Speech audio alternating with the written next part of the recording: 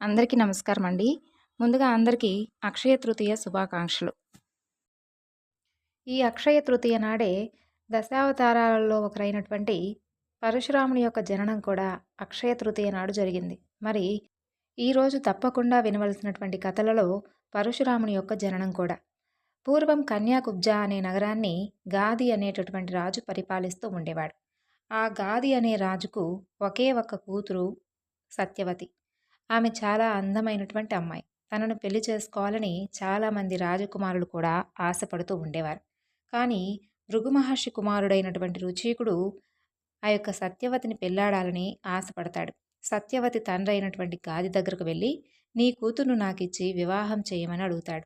మునికుమారా, నా కూతుర్ను పెళ్లి చేసుకోవాలనుకునేవారు ఒక చెవి నల్లగా శరీరమంతా తెల్లగా ఉండేటటువంటి 1000 గుర్రాలను కన్యాశుల్కంగా ఎవరైతే తీసుకొని వస్తారో అతనికి మాత్రమే నా కూతుర్నిచ్చి వివాహం జరిపిస్తానంటాడు గాది.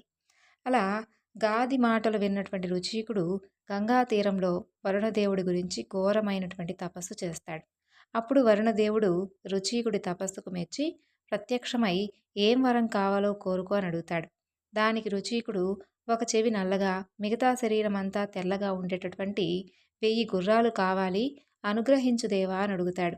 అందుకు వరుణదేవుడు గంగా నదిలోనే ఒక ఒక చెవి నల్లగా మిగతా శరీరం అంతా తెల్లగా ఉండేటటువంటి 1000 గుర్రాలను సృష్టిస్తాడు. ఆ రుచీకుడు తపస్సు చేసి వరాన్ని పొందినటువంటి స్థలం అవడం వలన ఆ ప్రదేశాన్ని అశ్వతీర్థం అని కూడా పిలుస్తారు. ఆ తరువాత ఆ 1000 గుర్రాలను తీసుకొని రుచీకుడు గాదికి బహుమానంగా ఇస్తాడు. అందుకు గాది సంతోషించి సత్యవతికి రుచీకుడికి అత్యంత వైభవంగా వివాహం జరిపిస్తాడు. అలా కొంతకాలం గడిచిపోతుంది. గాదికి పుత్ర సంతానం ఉండదు. సత్యవతి మాత్రమే ఒక్కగానొక కూతురు. ఆ కూతుర్ని కూడా రుచీకుడికిచ్చి వివాహం జరిపించేశాడు కాబట్టి దానివలన తన రాజ్యానికిగా వారసుడు ఎవరా అనేటటువంటి ప్రశ్న వస్తుంది గాది మనసులో. అదే విషయం తన భార్యకు కూడా చెబుతాడు. తరువాత పుత్ర సంతానం కోసమై ఎన్నో యజ్ఞాలు యాగాలు చేస్తాడు. కానీ దాని వలన మాత్రం ఎలాంటి ఫలితం లేకుండా పోతుంది. అయితే తన తండ్రి పుత్ర సంతానం కోసం ఎన్నో యజ్ఞ యాగాలను చేశాడని సత్యవతి తెలుసుకుంటుంది. తెలుసుకున్న తరువాత సత్యవతి ఇలా ఆలోచిస్తుంది. ఈ విషయం గురించి నా భర్త దగ్గరకు వెళ్ళి చెబితే నా భర్త తప్పకుండా ఏదో ఒకటి చేస్తాడని మనసులో అనుకొని తన భర్త అయినటువంటి రుచీకుడు వద్దకు వెళుతుంది. వెళ్ళి, స్వామి, నా తండ్రి పుత్ర సంతానం కోసమై చాలా యజ్ఞాలను అలాగే యాగాలను చేస్తున్నారు. అయినప్పటికీ ఎలాంటి ఫలితం లేకుండా పోయింది. నాకు దాని గురించి చాలా బాధగా ఉంది స్వామి. వారు ఎన్ని యజ్ఞాలు చేసినా కానీ ఫలితం లేకుండా పోయింది. వాళ్ళకు ఉన్న ఒక సంతానమైన నన్ను మీకిచ్చి వివాహం చేసేశారు. ఇప్పుడు మా రాజ్యానికి వారసులు లేకుండా పోయారు. రాజ్యానికి వారసుడు లేకపోతే రాజ్యం అల్లకల్లోలం అయిపోతుంది. కాబట్టి మీరే ఎలాగైనా మా తల్లికి ఇంకా నాకు కూడా పుత్ర సంతానం కలిగేలా చెయ్యాలి అని కోరుకుంటుంది. అయితే భార్య కోరిక కూడా సమంజసమైనదే కాబట్టి రుచీకుడు ఒక మహాయాగాన్ని నిర్వహించి ఆ యాగం ఫలితంగా వచ్చినటువంటి హవిస్సును 2 పాత్రలలో సంగ్రహించి ఒకదానిపైన గుర్తుగా ఆ పాత్ర మూతపైన ఒక పండును ఉంచి సత్యవతికి ఆ 2 పాత్రలను ఇస్తాడు. సత్యవతి, ఈ పండున్నటువంటి పాత్రలోని పానీయాన్ని నువ్వు స్వీకరించు. ఇంకొక పాత్రను చూపిస్తూ దీనిని మీ తల్లిగారికి ఇవ్వు అంటూ చెబుతాడు. తర్వాత కాసేపట్లో సత్యవతి తల్లిదండ్రులు వస్తారు. రుచీకుడు సత్యవతికి మరలా ఒకసారి ఆ పాత్రల గురించి గుర్తుగా చూపించి మామగారితో మాట్లాడడానికి వెళ్ళిపోతాడు. ఇక సత్యవతి తన తల్లిని దగ్గరగా పిలిచి, అమ్మా, ఆయన చాలా గొప్ప తపస్సంపన్నులు కాబట్టి తన కొడుకే ఎక్కువ శక్తివంతుడవ్వాలని నాకు ఇచ్చినటువంటి పాత్రలో ఎక్కువ శక్తిని నింపించారు. కాబట్టి నాకిచ్చినటువంటి పాత్రను నువ్వు, నీకిచ్చిన పాత్ర నేను తాగుదామంటూ పాత్రలు మార్చుకొని తల్లి కోసం ఇచ్చిన పాత్రలో ఉన్న పానీయాన్ని సత్యవతి స్వీకరిస్తుంది. అలా జరిగినటువంటి కొన్ని రోజులకు సత్యవతి గర్భాన్ని ధరిస్తుంది. గర్భం భరించక సత్యవతిలో చాలా మార్పు కనిపిస్తుంది రుచీకుడికి. మామూలుగా చాలా సున్నితమైనటువంటి మనస్తత్వం కలిగినటువంటి సత్యవతి గర్భం ధరించిన తరువాత తన మొహంలో చాలా తేజం దర్పం కనిపిస్తూ ఉంటాయి రుచీకుడికి. కానీ అంతగా ఆ విషయాన్ని పట్టించుకోలేదు రుచీకుడు. కానీ ఒకనాడు అకస్మాత్తుగా ఆశ్రమంలోకి ఒక పెద్ద సర్పం వస్తుంది. సత్యవతి దానిని చూసి భయపడకుండా చాలా ధైర్యంగా ఆ పామును తీసుకుని బయటకు విసిరి పారవేస్తుంది. రుచీకుడు అది చూసి ఆశ్చర్యపడతాడు. తన కళ్ళను తానే నమ్మలేకపోతాడు. ఎందుకంటే సత్యవతి చిన్న బొద్దింకను చూసినా భయపడేటటువంటి సున్నితమైన వ్యక్తిత్వం కలిగినటువంటి మనిషి. అయితే ఉన్నట్టుండి సత్యవతిలో వచ్చినటువంటి ఆ మార్పు రుచీకుడికి అనుమానం ఎక్కువయ్యేలా చేస్తుంది. వెంటనే సత్యవతిని కొంచెం గట్టిగా అడుగుతాడు. సత్యవతి, నీ ప్రవర్తనలో మార్పు నాకు చాలా అనుమానం కలిగేలా వచ్చేస్తుంది. నిజం చెప్పు, నేను నీకిచ్చిన పానీయాన్ని నువ్వే స్వీకరించావా, లేదా నీ తల్లికిచ్చినటువంటి పానీయాన్ని స్వీకరించావా అని అడుగుతాడు. అప్పుడు సత్యవతి భయపడుతూనే జరిగిందంతా చెబుతుంది. రుచీకుడు బాధగా నిట్టూరుస్తూ, నా అనుమానమే నిజమైంది. నీ భర్త మీద నువ్వే అనుమానపడ్డావు. నేను స్వార్థపరుడిగా ఆలోచిస్తానని ఎలా అనుకున్నావు సత్యవతి? మీకిచ్చిన పాత్రల్లో నీకిలాంటి సంతానం పుట్టాలో అలాంటి శక్తినే ఆవాహనం చేసిచ్చాను. నీకిచ్చినటువంటి పాత్రలోని పానీయాన్ని తాగడం వలన నీకు అత్యంత జ్ఞాని, వేదాంగ పారంగతుడు, తపోధనుడైనటువంటి కొడుకు జన్మించాలని, మీ తల్లిగారికి ఇచ్చిన పాత్రలోని పానీయాన్ని స్వీకరించడం వలన ఆవిడకు అత్యంత పరాక్రమవంతుడు, అత్యంత శక్తి సంపన్నుడు, ధర్మజ్ఞాని అయినటువంటి, మీ రాజ్యానికి అన్ని విధాలా తగిన వారసుడైనటువంటి, అన్ని క్షత్రియ గుణాలు కలిగినటువంటి కొడుకు జన్మించాలని ఇచ్చాను. ఇప్పుడు మీరిరువురూ దానిని మార్చుకొని తాగడం వలన నీకు బ్రాహ్మణుడైనటువంటి పరాక్రమవంతుడు, క్షత్రియ రాజస గుణాలు ఉన్నటువంటి కొడుకు పుడతాడు. అతను క్షత్రియ కులాన్ని నాశనం చేసే విధంగా తయారవుతాడు. మీ తల్లికి తపస్సంపన్నుడైనటువంటి కొడుకు పుడతాడు. ఇది ప్రకృతికి విరుద్ధం కదా. ఇప్పుడు ఏం చెయ్యాలో నువ్వే చెప్పు సత్యవతి అని అడుగుతాడు. అందుకు సత్యవతి భయపడుతూ, స్వామి, ఏదైనా మీరే చేయండి. నాకు సంతానమే లేకపోయినా పర్వాలేదు, కానీ ఒకరిని హతమార్చే కొడుకు మాత్రం పుట్టకూడదు. అలా కనుక జరుగుతుందంటే ఇప్పుడే నా ప్రాణాలను విడిచేస్తాను. నా తల్లికి కూడా శౌర్య పరాక్రమాలు కలిగినటువంటి, రాజ్యాన్ని ధీటుగా పరిపాలించే కొడుకే పుట్టాలి. దయచేసి నా అపరాధాన్ని మన్నించి కనికరించండి స్వామి. మీ తపోశక్తి వలన ఏదైనా చెయ్యండి అంటూ దీనంగా అర్థిస్తుంది. దానికి రుచీకుడు, సరే, నువ్వు గర్భిణీ స్త్రీవి, బాధపడకూడదు. మనందరం కూడా కేవలం నిమిత్త మాత్రులం. నిన్ను తప్పు పట్టడం కూడా నా తప్పే. నేనే దగ్గరుండి ఆ పాత్రలను మీ ఇద్దరికి ఇవ్వవలసింది. ఆడవారి చంచల మనస్తత్వాన్ని ఎరిగిన నేను కూడా ఈ తప్పు చేశాను. కాబట్టి నా బాధ్యత కూడా ఉందని, నా ప్రయత్నం నేను చేస్తాను. ఇక మిగిలింది ఆ నారాయణుడే చూసుకుంటాడని తన యొక్క తపోశక్తిని సత్యవతి గర్భం పైన తారపోసి ఆ భగవంతుణ్ణి వేడుకుంటాడు రుచీకుడు. తరువాత సత్యవతితో, నీ అభ్యర్థన ఫలించింది సత్యవతి, కానీ పూర్తిగా కాదు. నీ కొడుకు తపో సంపన్నుడుగానే పుడతాడు, కానీ నీ మనవడు క్షత్రియ గుణాలతో పుడతాడు. ఇక నీ తమ్ముడు శక్తి సంపన్నుడు, శౌర్య పరాక్రమాలు ఉన్నవాడుగానే పుడతాడు. కానీ అతి స్వల్పకాలంలోనే తన రాజ్యాన్ని పిల్లలకు అప్పగించి కారణాంతరాల వలన రాజ్యాన్ని విడిచి తపస్సు చేసుకుంటూ లోక విఖ్యాతుడవుతాడని చెబుతాడు రుచీకుడు. ఇక సత్యవతి దానికి కొంతలో కొంత సమాధానపడుతుంది. తర్వాత కాలంలో సత్యవతి కడుపులో మహాజ్ఞాని అయినటువంటి జమదగ్ని పుడతాడు. సత్యవతి తల్లికి కౌశికుడు జన్మిస్తాడు. ఆ కౌశికుడే కాలక్రమంలో విశ్వామిత్రుడుగా జగద్విఖ్యాతిని పొందాడు. జమదగ్ని ప్రసేనచితుడనేటటువంటి రాజకుమార్తె అయినటువంటి రేణుకను వివాహం చేసుకుంటాడు. వారికి రమణవంతుడు, సుషేనుడు, వసుడు, విశ్వావసుడు అనబడేటటువంటి 4 కుమారులు పుడతారు. వారికి 5వ కుమారుడిగా నారాయణ అంశతో క్షత్రియ గుణాలతో భార్గవరాముడు జన్మిస్తాడు. భార్గవుడి అన్నయ్యలు అందరూ కూడా సకల వేదాలను అధ్యయనం చేస్తారు. కానీ భార్గవుడికి మాత్రం వేదాధ్యయనం కంటే యుద్ధ విద్యలలో, ఆయుధ శిక్షణలలో ఆసక్తి ఎక్కువగా ఉండేది. ఆ ఆసక్తి వల్లనే సంపూర్ణమైనటువంటి ధనుర్వేదాన్ని అభ్యసించాడు. భార్గవుడే పరశురాముడు. పరశురాముడు అక్షయ తృతీయ నాడు జన్మించాడు. కానీ భార్గవుడికి ఎందులోనూ తృప్తి ఉండేది కాదు. ఏదో చెయ్యాలనేటటువంటి ఆరాటంతో అన్ని విద్యలకు అధిపతి అయినటువంటి పరమేశ్వరుని మెప్పించి ఆయన వద్దనే విద్యను అభ్యసించాలనేటటువంటి కోరికతో హిమాలయాలకు వెళ్ళి అత్యంత ఘోరమైనటువంటి తపస్సు చేయడం ప్రారంభిస్తాడు. అలా చాలా కాలం గడిచాక పరమేశ్వరుడు సాక్షాత్కరిస్తాడు. భార్గవుడిని ఏం వరం కావాలో కోరుకోమంటాడు. భార్గవరాముడు, మహేశ్వర, నన్ను మీ శిష్యుడిగా స్వీకరించి తమరి వద్ద ఉన్నటువంటి అశేషమైనటువంటి దివ్యాస్త్ర సంపదను నాకు అనుగ్రహించండి అంటూ అడుగుతాడు. దానికి పరమేశ్వరుడు, రామా, నేను ప్రసాదించేటటువంటి అశేష అస్త్ర సంపదను తట్టుకోగలిగే శక్తి ఇప్పుడు నీ దగ్గర లేదు. ఈ అస్త్రాలను పొందగలిగే వారి శరీరం, మనసు రెండూ ఎంతో దృఢంగా నిష్కల్మషంగా ఉండాలి. అలాంటి వారే ఈ శస్త్రాస్త్రాలను తట్టుకోగలరు. వాటిని తమ ఆధీనంలో ఉంచుకోగలరు. అలా కనుక లేని పక్షంలో ఆ అస్త్రాలే వాళ్ళను దహించి వేస్తాయి. కాబట్టి మొదట నువ్వు నీ శరీరాన్ని, మనసును అదుపులో ఎలా ఉంచుకోవాలో నేర్చుకో.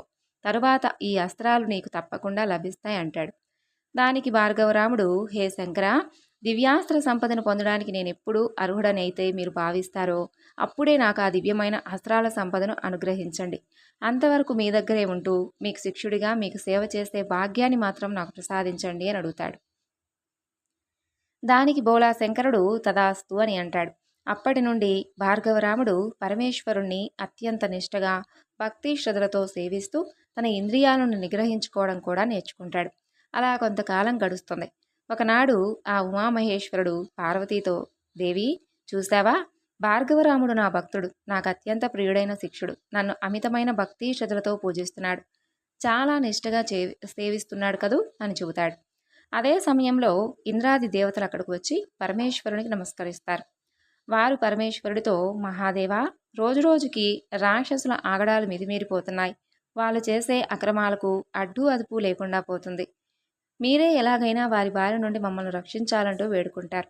అప్పుడు పరమేశ్వరుడు పక్కనే ఉన్నటువంటి భార్గవుడిని పిలుస్తూ, రామా, నువ్వు దివ్యాస్త్రాలను పొందేందుకు సరైన సమయం ఆసనమైంది, కానీ నువ్వు దేవతల కోసం ఒక కార్యాన్ని నెరవేర్చవలసి ఉంటుంది అని అంటాడు. దానికి భార్గవుడు, హే నీలకంఠ, మీరు ఆజ్ఞాపించండి, మీ ఆశీర్వాదం ఉండాలే కానీ అది ఎంత కఠినమైనటువంటి కార్యమైనా దాన్ని నేను తప్పకుండా సాధించుకుని వస్తాను, కాబట్టి ఆజ్ఞాపించండి మహాదేవా అని అంటాడు. అప్పుడు మహాదేవుడు భార్గవుడికి తన దగ్గర ఉన్నటువంటి అన్ని అస్త్రాలను ఇచ్చి, రామా, ఈ మహాశక్తివంతమైనటువంటి అస్త్రాల సహాయంతో నువ్వు ఆ రాక్షసులందరినీ నిర్జించి వారి అక్రమాలను అరికట్టాలి అని చెబుతాడు. భార్గవుడు అలాగే మహాదేవా, నీ ఆజ్ఞ ప్రకారం నడుచుకుంటానని చెప్పి ఒక చేతిలో శక్తివంతమైనటువంటి కోదండాన్ని ధనస్సును ధరించి వీపుకు రెండు వైపులా 2 బల్లాలు తొడుక్కొని వాటి మధ్యలో గదను జోడించి నడుముకు ఖడ్గాన్ని కట్టుకొని సకల దేవతల ఆశీస్సులను తీసుకొని పరాక్రమవంతంగా భార్గవుడు ఆ రాక్షసులపైకి యుద్ధానికి వెళతాడు. ఆ అసుర సైన్యానికి పరశురాముడికి మధ్య ఘోరమైనటువంటి యుద్ధం జరుగుతుంది. కారు చీకట్లను పోలిన రూపంతో భయంకరమైనటువంటి పర్వతాలను తలపించే ఆకారాలతో ఉన్న ఆ రాక్షసులు ఒక్కసారిగా భార్గవుడి పైకి వచ్చినా కూడా బ్రాహ్మణ జన్మలో పుట్టినటువంటి ఈ పరశురాముడు వాళ్ళను చూసి ఏ మాత్రం చెలించలేదు, అలాగే భయపడనూ లేదు. తన దగ్గర ఉన్నటువంటి బల్లెము, గద, ఖడ్గం, దివ్యధనస్సు ఇలా మొదలైనటువంటి అన్ని అస్త్రాలను ఒక్కొక్కటిగా వాళ్ళ మీద ప్రయోగం చేస్తూ తన మీదకు వస్తున్నటువంటి ఒక్కొక్కరిని వస్తున్నట్లుగా చంపేస్తుంటాడు. అసలు ఆ భార్గవుడు వేసే బాణాల దాటికి రాక్షసుల గుండెలు అదిరిపోతున్నాయనుకోండి. అప్పుడు అతను ఎప్పుడు బాణం తీస్తున్నాడో ఎప్పుడు వేస్తున్నాడో వాళ్ళకి అసలు అర్థం కాదనమాట. అంత వేగంగా ప్రయోగాలను చేస్తుంటాడు. ఇక క్షణానికి ఒక శవం నేల కూరుతూ ఉంటుంది. అలా యుద్ధం జరుగుతుంటుంది. అయినా రాక్షసులు రెట్టింపు వేగంతో ఎక్కువ సంఖ్యలో వస్తూ ఉంటారు. వాళ్ళను చంపి విసిగిపోయినటువంటి పరశురాముడు ఆ రాక్షసుల శవాలను గుట్టగా వేస్తాడు. కోపంగా ఆ రాక్షసుల శవాల గుట్టపైకి వెళతాడు భార్గవరాముడు. అతని అస్త్రాలలో పరమేశ్వరుడి పరశువు కూడా ఉంటుంది, కానీ అది అతను పిలిచినప్పుడు మాత్రమే వస్తుంది. ఇక వెంటనే భార్గవుడు ఆ యొక్క శవాల బుట్టపై నుండి ఆకాశం పైకి చూస్తూ, ఓ పరమేశ్వరుడి పరశువా, నువ్వు నా దగ్గరకు వచ్చి ఈ రాక్షసులను నిర్మూలన చేసేందుకు సహాయం చేయంటూ ప్రార్థిస్తాడు. అప్పుడు ఆకాశంలోని మెరుపులన్నీ ఒక్కటిగా అతని చేతిలో వచ్చినట్లుగా చేరి భార్గవరాముడి చేతిలో దివ్యమైనటువంటి గొడ్డలి ప్రత్యక్షమవుతోంది. భార్గవుడు శక్తివంతమైనటువంటి ఆ గొడ్డలిని పట్టుకొని మరింత పరాక్రమవంతంగా రాక్షసులపైకి దాన్ని విసురుతూ యుద్ధం చేస్తాడు. ఇక పరశురాముడు విసిరిన గొడ్డలి ఆ రాక్షసులకు వెళ్ళి వాళ్ళను చంపి తిరిగి పరశురాముడి చేతికొచ్చి చిక్కుకుంటుంది. అలా భార్గవరాముడు ఆ పరశువు చేత పట్టుకొని రాక్షసులందరినీ చంపి తన వంటి నిండా గాయాలతో రక్తంతో రక్తపు మడుగులో ఉన్నటువంటి ఆ యొక్క రక్తాన్ని పులుముకున్నట్లుగా అభిషేకం చేసినట్లుగా కనిపిస్తున్నటువంటి ఆ పరశువుని చేత పట్టుకొని రాక్షస లోకం నుండి కైలాసానికి వస్తాడు. కైలాసానికి వచ్చినటువంటి భార్గవుడు పరమేశ్వరుడి ముందు నిలబడి, మీరు అప్పగించిన కార్యం విజయవంతంగా పూర్తయింది ప్రభు అని అంటాడు. పరమేశ్వరుడు గాయాలతో నిండి ఉన్నటువంటి భార్గవరాముడి శరీరాన్నంతా తన చేతులతో తడుముతాడు. వెంటనే భార్గవరాముడి శరీరానికి తగిలిన గాయాలన్నీ మానిపోయి అతని శరీరం వజ్రంలా మెరుస్తుంది. తరువాత పరమేశ్వరుడు, నా స్పర్శ వలన నీ యొక్క దేహం వజ్రమైపోయింది, ఇక నుండి నీ దేహానికి ఎటువంటి అస్త్రశస్త్రాలు ఏ ఆయుధాలు కూడా నీ శరీరాన్ని గాయపరచలేవు, నువ్వు అన్ని అస్త్ర విద్యల్లోనూ నిపుణతను పొందుతావు, కానీ నీ పరాక్రమానికి ఈ పరశువే భూషణంగా ఉంటుంది, దీన్నెప్పుడు నీ దగ్గరే ఉంచు, దీనివలన నీకు పరశురాముడు అనే పేరు సార్థక నామంగా మిగిలిపోతుంది. ఇక మిగతా అస్త్రాలన్నీ కూడా నువ్వు తలుచుకున్నప్పుడు నీ వద్దకు వచ్చి నీ ఆధీనంలోనే ఉంటాయి, నువ్వు వెళ్ళిపొమ్మన్నప్పుడు వెళ్ళిపోతాయి. నీ విద్యను, పరాక్రమాన్ని ఈ లోక కళ్యాణం కోసం వినియోగించు. ఇక ఇక్కడికి నీ విద్యాభ్యాసం సంపూర్ణంగా పూర్తవుతుంది. ఇక నువ్వు నీ తల్లిదండ్రుల దగ్గరకు వెళ్ళి వాళ్ళను సేవించుకుని వాళ్ళు చెప్పినట్లుగా నీ జీవితాన్ని గడుపు. ఏ దైవాన్ని సేవించినా మాతాపితృల సేవ కంటే అది ఎక్కువ కాదు. నిన్ను కన్న తల్లిదండ్రులకు ఎప్పుడూ విధేయుడుగా ఉండు. వాళ్ళను భక్తితో సేవించు. వెళ్ళిరా నాయనా అంటూ చెప్పి పరశురాముణ్ణి పంపిస్తాడు పరమేశ్వరుడు. పరమేశ్వరుడి ఆజ్ఞను తీసుకొని పరశురాముడు తిరిగి తన ఆశ్రమానికి వచ్చేస్తాడు. ఇక ఇప్పుడు అక్షయ తృతీయ నాడు కానీ లేదా ఈ వైశాఖ మాసంలో జలదానం కానీ లేదా అన్నదానం చేయడం వలన కలిగేటటువంటి ఫలితం ఏమిటో ఈ కథ ద్వారా తెలుసుకుందాం. పూర్వం పాంచాల దేశానికి పురుయశుడు అనే గొప్ప చక్రవర్తి ఉండేవాడు. ఆయన చాలా విద్యావంతుడు, అలాగే పరాక్రమవంతుడు. తన ప్రజల యందు దయ కలిగినవాడు. కాబట్టే చాలా చక్కగా రాజ్య పరిపాలనను కూడా చేస్తూ ఉండేవాడు. చక్రవర్తికి సహజంగా ఉండేటటువంటి గుణాలు అన్నీ కూడా పుష్కలంగా ఉన్నందువలన రాజ్య ప్రజలందరూ ఆయన్ను దైవంగా భావించేవారు. అలా కాలక్రమంలో ఆ రాజ్యంలో చాలా పెద్ద కరువు వచ్చింది. పంటలు పండడం లేదు. వర్తకుల వ్యాపారం కూడా సరిగ్గా సాగేది కాదు. రాజ్యమంతా చాలా చిన్నాభిన్నం అయిపోతుంది. అదంతా రాజు చేసుకున్నటువంటి ప్రారంధమే అని, రాజు అదృష్టం సరిగ్గా లేదని, అందుకే ఇలా జరుగుతుందని ప్రజలందరూ కూడా భావించేవారు. ఇక రాజు తన వద్ద ఉన్నదంతా కూడా ప్రజలందరికీ ఇచ్చేసి పరిస్థితిని చక్కదిద్దేందుకు ప్రయత్నిస్తూ ఉంటాడు. కానీ ఆ రాజు వైభవం మొత్తం ఖాళీ అయినా పరిస్థితులు మాత్రం సరిపోవడం లేదు. అలా కొన్నాళ్లకు రాజభవనంలో ఉన్నటువంటి వైభవాలన్నీ ఖాళీ అయిపోతాయి. పనివాళ్లు కూడా వెళ్ళిపోతారు. మంది మార్బలం అంతా వాళ్ళను వదిలి వెళ్ళిపోతారు. రాజు రాణి తప్ప భవనంలో ఇంకేమీ మిగలవు. ఈ యొక్క పురుషుడికి శత్రువులే ఉండేవారు కాదు. కానీ రాజ్యమంతా ఖాళీ అయ్యాక ఆ శత్రురాజులు తమంత తామే పుట్టుకొచ్చారు. అలా ఉన్నట్టుండి ఒకనాడు తమ రాజ్యం పైన దాడి చేశారు. అలా ఒక్కసారిగా తమ పైనటువంటి శత్రురాజులందరూ దాడి చేసేసరికి రాజు ఏమీ చేయలేక వాళ్ళ చేతికి చిక్కకుండా తన భార్య ప్రాణాలను కాపాడుకుంటే చాలనుకొని తన భార్యను తీసుకొని ఎవరికీ తెలియకుండా సొరంగ మార్గం నుండి బయటకు వెళ్ళిపోయి తమ ప్రాణాలను కాపాడుకుంటాడు. అలా ఇద్దరూ కలిసి ఒక అడవికి చేరుకుంటారు. ఇన్నాళ్ళు చాలా వైభవంగా బ్రతికిన వారు అడవిలో చాలా భయంకరమైనటువంటి కష్టాలను అనుభవిస్తారు. భార్యాభర్తలిద్దరూ చాలా బాధలను అనుభవిస్తారు. ఎప్పుడూ కాయా కష్టం చేయనటువంటి శరీరం ఇప్పుడు పోషణ కోసం కష్టపడాల్సి వస్తుంది. క్రూర మృగాల నుండి రక్షించుకోవాల్సి వస్తుంది. క్షణక్షణం భయపడుతూ జీవించవలసినటువంటి పరిస్థితి వస్తుంది. అడవిలో కష్టపడుతూ ఉన్నది ఎవరు చూసినప్పటికీ వారిని మాత్రం ఒక్కరు కూడా మాట్లాడించేవారు కాదు. పూర్వం మనల్ని పరిపాలించినటువంటి రాజు అని కూడా ఎవరూ గుర్తించలేదు. కనీసం మానవత్వంతో అయినా, సాటి మనిషి అనేటటువంటి భావనతో అయినా ఎవరూ మాట్లాడించలేదు. అంతకు మించి చూసిన వారందరూ చేదరించుకుంటూ వెళ్ళిపోయేవారు. మా పరిస్థితి ఇలా ఎందుకయిందా అని అనుకుంటూ రోజు బాధపడుతూ జీవితాన్ని అలాగే సాగిస్తూ ఉన్నారు. అలా 56 సంవత్సరాలు గడిచిపోతాయి.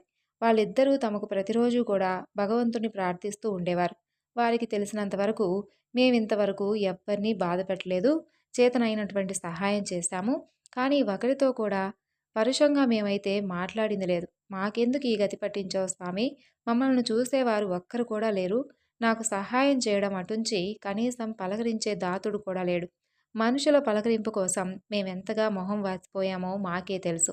మేము ప్రాణాలు పోగొట్టుకోవాలనుకున్నా కూడా అది కూడా మాకు చేతకావడం లేదు. ఎందుకంటే తెలిసి ప్రాణాలను పోగొట్టుకోకూడదని చదువుకున్నటువంటి మా జ్ఞానం మమ్మల్ని ఆ పని చేయనీయడం లేదు అంటూ బాధపడుతూ ఉంటారు. వారి ప్రార్థన విన్నటువంటి శ్రీ మహావిష్ణువుకు వారిపైన దయ కలిగి ఆ పరమాత్మ ఒక బ్రాహ్మణ వేషంలో వాళ్ళిద్దరి దగ్గరకు వస్తాడు. చక్కగా వారిద్దరి దగ్గరికి వచ్చి ఏమయ్యా బాగున్నారా అంటూ పలకరిస్తారు. 56 సంవత్సరాల నుండి ఒక్క పలకరింపు కూడా నోచుకొని వారు ఇప్పుడు వచ్చి ఈయన పలకరించేసరికి వాళ్ళకు చాలా సంతోషం కలుగుతుంది. ఒక రకమైనటువంటి భావోద్వేగానికి గురై బోరున ఏడ్చేస్తారిద్దరు. మరలా ఆ బ్రాహ్మణుడే వాళ్ళ భావోద్వేగాన్ని చూసి ఇద్దరి తలలను నిమిరి సముదాయిస్తాడు. వాళ్ళిద్దరూ ఆయన్ను ఉపచారించాలని చాలా హడావిడి చేస్తారు. కానీ వారి దగ్గర ఏమీ ఉండదు పాపం. ఏమీ లేదు కదా. చివరికి ఆయన్ను ఒక రాయి మీద కూర్చోబెట్టి రాజుగారి భార్య ఒక మోదుగాకు తెచ్చి ఆయనకు విసనకర్రతో గాలి వీస్తూ ఉంటుంది. అలా ఆయన కూడా ఏం చేయాలో చాలాసేపు హడావిడి పడి చివరికి ఆయన పాదాల దగ్గర కూర్చొని పాదాలు ఒత్తుతూ ఉంటాడు. ఇంత కష్టంలో కూడా వాళ్ళ అదృష్టం ఏమిటంటే భగవంతుడికి సేవ చేసుకోవడం. ఆ బ్రాహ్మణుడు అసలు ఎందుకు ఇలా ఏడుస్తున్నాడా? ఏమిటి మీ బాధ చెప్పండి. నేను తప్పకుండా మీకేదైనా తెలిస్తే చెబుతాను అని అంటాడు. అయితే అప్పుడు ఆ మహారాజు తన కథ గురించి చెబుతాడు. చాలా కాలం వైభవంగా రాజ్యాన్ని పరిపాలించానయ్యా. ఉన్నట్టుండి మా రాజ్యంలో అకాలం వచ్చింది. దాని వలన ఉన్నటువంటి ధన సంపద అంతా కూడా పోగొట్టుకున్నాను. చివరికిలా అడవుల పాలయ్యాను. 56 సంవత్సరాల నుండి మమ్మల్ని కనీసం మాట్లాడించే దిక్కు కూడా లేదంటూ తన బాధంతా చెప్పుకుంటాడు. నాకు తెలిసి మేమింతవరకు ఎవరికీ ఎలాంటి అపకారం చేయలేదు. ఎవరిని పల్లెత్తు మాట కూడా అనలేదు. మా రాజ్యంలో వచ్చే భాగవతులను సేవించుకున్నాం. కానీ ఎప్పుడూ ఎవరినీ బాధ పెట్టలేదు. మాకెందుకు ఈ గతి పట్టిందో, దీనికి పరిహారం ఏంటో చెబుతారా అని అడుగుతాడు ఆ మహారాజు. ఆ బ్రాహ్మణ వేషంలో ఉన్నటువంటి మహావిష్ణువు వారిని ఓదారుస్తూ, నువ్వు ఇంతగా అడుగుతున్నావు కాబట్టి, తెలుసుకోవాలని చాలా ఆశపడుతున్నావు కాబట్టి చెబుతాను. ఇదంతా నువ్వు చేసుకున్నటువంటి పూర్వజన్మ సుకృతం. పూర్వజన్మలో నువ్వు అతి కిరాతకుడైనటువంటి బోయవాడివి. ఎంత కిరాతకుడు అంటే నీ కంటికి పొరపాటున ఏదైనా కానీ జంతువు కనిపించినా దానికిక అదే చివరి క్షణం. దాని చావు ఖచ్చితంగా తెలియాల్సిందే అని చెప్పి నువ్వు భావిస్తూ ఉండేవాడివి.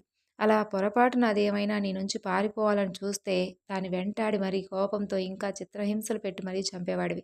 అలాంటి కిరాతక జన్మను పొందావు పూర్వజన్మలో. అంతేకాకుండా ఆ జన్మలో నీకున్న పనులు, అలవాట్లు వేటాడటం, తినడం, కామంతో కళ్ళు మూసుకుపోయి వికృతంగా నీ కామవాంఛను తీర్చుకోవడం, ఇక నిద్రపోవడం. నీ కామవాంఛను ఎవరైనా తీర్చకుండా ఎదిరిస్తే వారిని కూడా చిత్రహింసలు, నరక యాతనలు పెట్టి చంపేవాడివి. ఇక అడవిలో చేసినవి చాలక చుట్టుపక్కల ఊర్లపైన కూడా పట్టం ప్రారంభించావు. వారిని కూడా అకారణంగా హింసించేవాడివి. వాళ్ళ దగ్గర ఉన్నవన్నీ దోచుకునేవాడివి. ఎవరి జోలికి వెళ్లకుండా వాళ్ళంతకు వాళ్ళు జీవించే సాధువులను కూడా హింసించేవాడివి. అందుకే నిన్ను ఈ జన్మలో ఎవ్వరూ కనీసం పలకరించడం కూడా లేదు. నువ్వు హింసించేటప్పుడు పిల్లలు, పెద్దవాళ్ళు అనే భేదభావం లేకుండా అందరినీ హింసించావు. పసిపిల్లలను కూడా క్రూరంగా హింసించినటువంటి మీకు పిల్లలు కూడా పుట్టలేదు. అందుకే ప్రాణులను వేటాడేటప్పుడు కూడా గర్భంతో ఉన్నటువంటి ప్రాణులను చంపకూడదు అనే నియమం ఉంది. నువ్వు ఆ ప్రాణులను కూడా చంపుకొని తిన్నావు అంటూ తన కష్టాలకు ఉన్నటువంటి కారణాలన్నీ చెబుతూ వచ్చాడు బ్రాహ్మణుడి వేషంలో ఉన్నటువంటి మహావిష్ణువు. అదంతా విన్న మహారాజుకు ఒక అనుమానం వస్తుంది. స్వామి, మరి పూర్వజన్మలో నేను ఇన్ని తప్పులు చేశాను కదా, నాకు ఇంకా భయంకరమైనటువంటి జన్మ కలగాలి కదా, మరి నేను రాజవంశంలో ఎలా పుట్టాను? పుట్టి పెళ్ళయి చక్రవర్తిగా సుమారు 25 సంవత్సరాలు పరిపాలించాను. నా పాపాల వలన నాకు శిక్ష పడితే అంతటి భోగాలు అసలు నాకు ఎందుకు లభించాయి అని అడుగుతాడు. ఇంతవరకు నువ్వు చేసిన పాపాలే చెప్పాను కదా, పూర్తిగా అన్నీ విను. నీకే విషయం అర్థమవుతుంది. దానికి కూడా కారణం ఉంది. నువ్వు ఇలాగే వేటాడటానికి అడవికి వెళ్ళిన ఒకరోజు అడవిలో 3 బాటసారులు వెళ్తూ ఉన్నారు. 2 వైశ్యులు, 1 సాధువు. ఆ ముగ్గురు కలిసి అడవిలో ప్రయాణం చేస్తున్నారు. ఆ వైశ్యులు ఇద్దరూ చాలా పెద్ద వ్యాపారస్తులు. వాళ్ళు వ్యాపారం చేసుకొని వచ్చిన డబ్బు తీసుకొని వాళ్ళ ఊరికి వెళుతూ ఉన్నారు. వాళ్ళ చేతిలో డబ్బుల మూటలు కూడా ఉన్నాయి. నువ్వు వేట కోసం ఒక బాగా గుబురుగా ఉన్న విశాలమైనటువంటి ఒక చెట్టు పైన కూర్చున్నావు. ఆ చెట్టు పైన నువ్వున్నావని ఎవ్వరికీ తెలియదు. అలా ఆ విధంగా ధనుర్బాణాలను ధరించి చెట్టు పైన వేట కోసం కూర్చున్నావు. వారికి బోయవాడు ఉన్న విషయం తెలియక ఆ చెట్టు కింద సేద తీరడానికి వచ్చి నిల్చున్నారు. వాళ్ళు వచ్చి నిల్చున్న తరువాత నువ్వు అక్కడ ఏదో ఒక ప్రాణి వచ్చిందేమోనని దానిని మట్టు పెట్టడానికి చెట్టుపై నుండి వేగంగా వారి ముందుకు దూకావు. భయంకరంగా ఉన్న నీ రూపం చూసి వాళ్ళ ముగ్గురు చాలా భయపడ్డారు. వాళ్ళ ప్రాణాలు ఎలాగైనా కాపాడుకోవడానికి వేగంగా పరిగెత్తారు. నువ్వు కూడా వాళ్ళ వెంట చాలా వేగంగా పరిగెత్తావు. అందులో ఒక వైశ్యుణ్ణి పట్టుకొని అతని దగ్గర ఉన్న ధనాన్ని బొడ్డులో దాచుకొని అతన్ని క్రూరంగా చంపేశావు. అది గమనించినటువంటి రెండో వైశ్యుడు తన దగ్గర ఉన్న ధనాన్ని ఒక పొదలో పారవేసి భయంతో తన ప్రాణాలు ఎలాగైనా కాపాడుకోవాలని పరిగెత్తాడు. ఆ సాధువు అది చూశాడు. ఆయన కూడా పరిగెడుతూ ఆ పొదల దగ్గరే సొమ్మసిల్లి పడిపోయాడు. నువ్వు ఆ డబ్బులు పారేయడం చూశావు కానీ అదెక్కడ పడిందో గమనించలేదు. కానీ ఆ డబ్బు ఎక్కడుందో బ్రాహ్మణుడు చూశాడు. ఆ విషయం నీకు కూడా తెలుసు. ఇప్పుడు ఆ వైశ్యుని వెంటపడితే ప్రయోజనం లేదు కాబట్టి ఈ బ్రాహ్మణుడి దగ్గర ఏముందో చూశావు. అతని ఒంటి మీద బంగారం కూడా లేదు. ఆయన దగ్గర డబ్బు కూడా లేదు. సాధువు కదా, ఏదీ పెట్టుకోలేదు. ఆయన దగ్గర ఉన్నటువంటి ఒక్క భిక్షపాత్ర కూడా పగిలిపోయింది. ఏమీ లేకపోయినా ఆ బ్రాహ్మణుణ్ణి లేపితే ఆ డబ్బు ఎక్కడ ఉందో తెలుస్తుందనేటటువంటి ప్రయత్నంతో అతి క్రూరమైనటువంటి కిరాతకుడవైనటువంటి నువ్వు చుట్టుపక్కలంతా వెతికి నీళ్లు తీసుకువచ్చి ఆ బ్రాహ్మణుడి పైన చిలకరించావు. అది వైశాఖ మాసం. అందులోనూ నువ్వు చేసినటువంటి పని చాలా ఉన్నతమైనటువంటి పని. ఇంకా అక్కడ ఉన్నటువంటి ఆకులు తీసుకొని అతనికి గాలి వీచావు. కాళ్ళు రుద్ది స్పృహ వస్తే చాలనుకొని నీకు తెలియకుండానే ఆయనకు ఉపచారం చేశావు.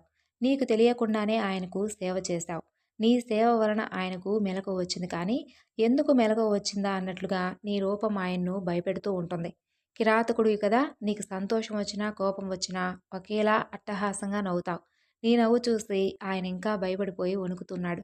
చివరికి ఆయన వణుకు చూసి నీ క్రూరత్వాన్ని నువ్వే కొంచెం తగ్గించుకొని నా వల్ల నీకెలాంటి ప్రాణాలకు భయం లేదని చెప్పి అతనికి ధైర్యం చెప్పావు. నాకు కావాల్సింది డబ్బు మూట ఎక్కడ ఉందో తెలుసుకోవడం అంతే.